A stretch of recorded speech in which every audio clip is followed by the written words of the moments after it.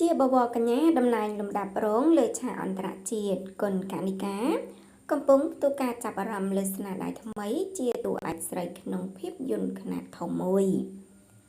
ចានិយាយពីស្រីស្អាត Freshy Girl លេខ1ចំនួនទី21យុវតីគុណកនិកា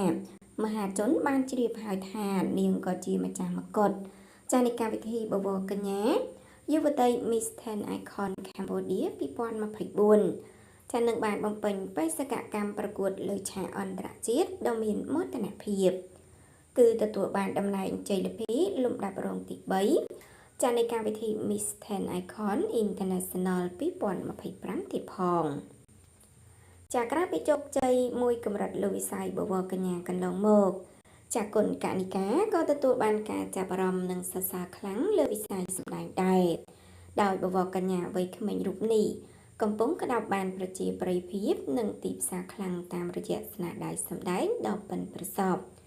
ចាក្នុងភាពយន្តខ្មែរជាច្រើនទាំងភាពយន្តភាគនិងភាពយន្តខ្នាតធំ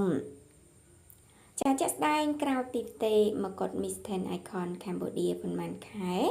មកដល់ថ្មីនេះស្របពេលគុណកនិកាកាន់តែប្រឡូកចូលវិស័យភាពយន្តពេញទំហឹងនាងកំពុងទទួលបានការចាប់អារម្មណ៍ខ្លាំងលើស្នាដៃសម្ដែងជាតួឯកស្រីជាពិសេសក្នុងភាពយន្តធំរឿងព្រីបំពេកូនដែលកំពុងចាក់បញ្ចាំងក្នុងរោងកុនទទួលបានការគាំទ្រនិងសរសើរពីមហាជនជាច្រើនផងដែរ